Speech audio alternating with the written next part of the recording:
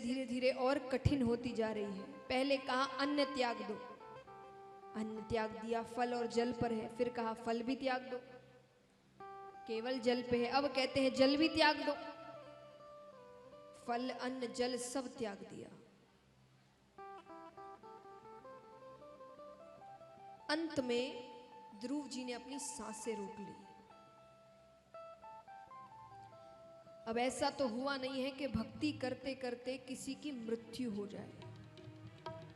उन्होंने जैसे ही सांसें रोकी, सब देवी देवता भगवान के पास जाते हैं कि अब उस बच्चे की और परीक्षा ना ले भगवान, उसको दर्शन दे दीजिए।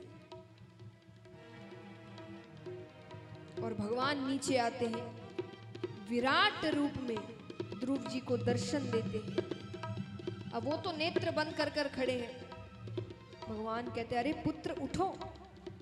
अब वो देखे भगवान का विराट रूप। अब उसने तो भगवान को कभी देखा नहीं। वो कहता है आप कौन? अरे भगवान कहते मैं वासुदेव, जिसकी तुम तपस्या कर रहे हो। ये सुनकर वो गले लगा लेते हैं भगवान को।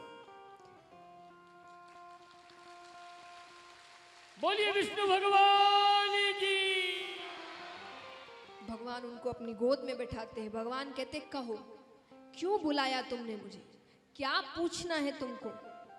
ध्रुव जी कहते मुझे पूछना है कि मेरे पिताजी मेरी माता के पास अब क्यों नहीं आते? छोटी माता ने मुझे पिताजी की गोद से क्यों उतार दिया? छोटी माता ने मुझे इतना कुछ कहा, पिताजी ने एक चीज का जवाब नहीं दिया। अरे भगवान कहते अरे अरे अरे, इतने सारे प्रश्न एक साथ, एक पूछो। अच्छा पहला पूछो जिसका उत्तर तुमको सबसे पहले जानना है। ध्रुव जी ने कहा छोटी माता ने मुझे पिताजी की गोद से क्यों उतार दिया? भगवान कहते तो यही प्रश्न तुम्हें सबसे ज्यादा तकलीफ दे रहा है। भगवान ने ध्रुव जी के सर पर हाथ रखा।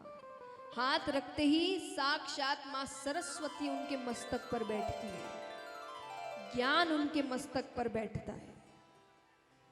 भगवान कहते और कुछ पूछना है?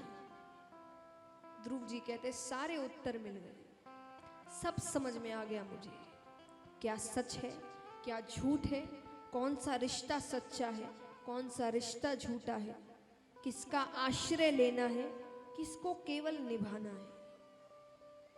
इस प्रकार भगवान ध्रुव जी को दर्शन देते हैं।